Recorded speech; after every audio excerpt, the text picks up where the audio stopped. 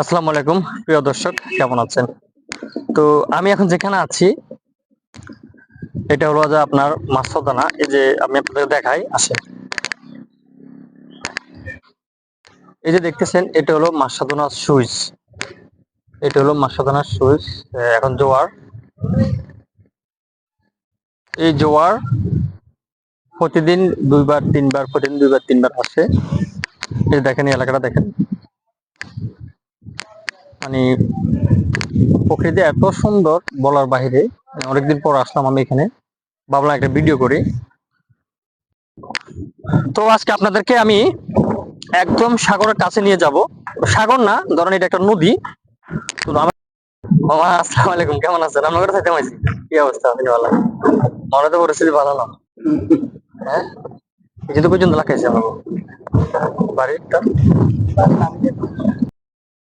Hi guys, এই যে দেখেন, কৃষকের অনেক কষ্ট করে, অনেক পরিশ্রম করে এই ফসল উগাই। আর এখন যে পরিস্থিতি, সাগরের যে পরিস্থিতি, আমাদের যদি আপনার এই মুসাফুর বুচ্চুকারাম কলোজারের যে রেগুলেটর ছিল, ওটা যদি পুরোনায় নির্মাণ না হয়, তো আমি মনে করি এই যে দেখেন আপনার পুরো পুরো আপনার যে জোয়ারটা করেছে, এটা কিছু থাকবে না। কারণ কেন থাকবে না বলছি, যদি কোনো বন্যা হয়, বাইচান্স যদি কোনো বন্যা হয়, তো সব শেষ। কৃষক গলায় দড়ি দিয়ে মারবে, কিন্তু আমরা শুধু দেখবো আর দেখবো। তো আমি এই জন্য সবার কাছে মিলিতভাবে অনুরোধ করব, আমাদের গাইস দেখেন, নদীর ঢেউর ধাক্কা ধাক্কা আপনাদের এই দেখেন কি হয়ে যায়। দেখেন, এই দেখেন, এই দেখেন, এই দেখেন ফাট করেছে। দেখেন কি একটা ভয়াবহ অবস্থা আমাদের এখানকার মানুষের। আল্লাহ জানে মানুষের কি হয় না হয়। এই যে একটা বাড়ি দেখতেছেন, এই বাড়িটা আমার মনে হয় না বেশি দিন থাকবে। এই যে দেখেন, এই যে বাড়িটা দেখতেছেন, এই বাড়িটা মনে হয় আমাদের মনে হয় না, আমার মনে হয় না এই বাড়িটা বেশি দিন থাকবে।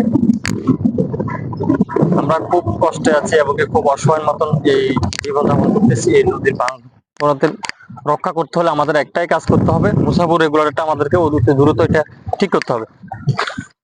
দেখেন, দেখেন, এই যে দেখেন কিভাবে ভাঙতেছে। দেখেন মানুষের ফসল জমি সব ভেঙে চলে যাচ্ছে, সব ভেঙে চলে যাচ্ছে। মানে ধরে রাখার মতো কোনো পদ্ধতি নেই, ধরে রাখার মতো যে কোনো।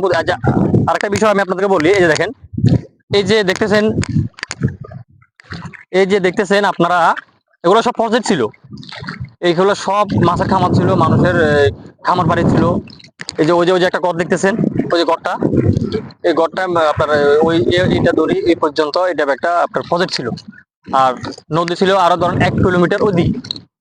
এই 1 বছরের ভিতরে মানুষের লক্ষ লক্ষ বিঘা, লাখ লাখ বিঘা জমি সাগরে নিয়ে গেছে।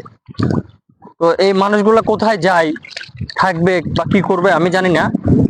তবে আপনাদেরকে একটা কথা আমি বারবার বলতেছি, ভিডিওটা বেশি বেশি শেয়ার করবেন, সবাইকে দেখার সুযোগ করে দিবেন।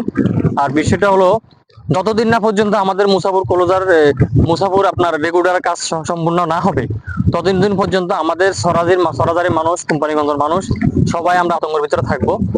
রাত যখন সন্ধ্যা হয় আমরা কিছু চোখে দেখি না। একটাই কথায় মাথায় আসে সব সময়, টেনশন একটাই জিনিস, যে কখন আমাদের ঘর বিটা বিটা বিটা বাড়ি চলে যায়। আমরা এটা নিয়ে সবসময় চিন্তিত থাকি।